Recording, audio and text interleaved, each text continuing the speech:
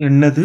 அமெரிக்காவ மிஞ்சிய சைனாவா? ஹலோ மக்களே! இன்னைக்கு நம்ம பார்க்க போறது உலக நாடுகளே ஆட்டி படைக்கும் டீப் சீக் ஏஐ பத்தி தான். ஏஐ அப்படின்னா ஆர்டிஃபிஷியல் இன்டெலிஜென்ஸ். இது கண்டிப்பா எல்லாருக்கும் தெரிஞ்சிருக்கும்னு நினைக்கிறேன். ஏஐ ஃபர்ஸ்ட் 2022ல இன்ட்ரோடியூஸ் பண்ணது ஓப்பன் ஏஐ நிறுவனம் தான். அதோட நேம் இப்ப நம்ம பெரும்பாலும் யூஸ் பண்ற ChatGPT. இந்த ஓப்பன் ஏஐ ஒரு அமெரிக்கன் பேஸ்ட் கம்பெனி. இவங்க ரெடி பண்ண இந்த ஏஐ பார்த்து உலக நாடுகள் இவங்க பக்கம் திரும்பினாங்க. இதனால மத்த அமெரிக்க பெரிய நிறுவனங்களான கூகுள், மெட்டா, மைக்ரோசாஃப்ட் போன்ற நிறுவனங்கள் ஏஐ மேல ஃபோக்கஸ் பண்ண ஸ்டார்ட் பண்ணாங்க. இதனால அமெரிக்கா ஏஐல தலை சிறந்த நாடா வலம் வந்துட்டு இருந்தாங்க. அமெரிக்கா ஏஐல ஒரு பெரிய ஹிஸ்டரி கிரியேட் பண்ணணும்னு $100 மில்லியன் செலவு பண்ணி ரெடி பண்ணதுதான் இந்த ஓப்பன் ஏஐ. அமெரிக்கா நாங்க தான் ஏஐ நிறுவனத்துல பெரிய ஆளா இருக்கணும்னு அவங்க ரெடி பண்ண சிப்பை சைனா போன்ற நாடுகளுக்கு ஏற்றுமதி பண்ணக்கூடாதுன்னு தடை விதிச்சாங்க அமெரிக்கன் கவர்மெண்ட். இதெல்லாம் பார்த்துட்டு இருந்த சைனா டைம் பார்த்து ஜூன் 2025 டீப் சீக்னு ஒரு ஓப்பன் ஏஐ லான்ச் பண்ணான். இதுல என்ன ஒரு பியூட்டினா, இதை ரெடி பண்ண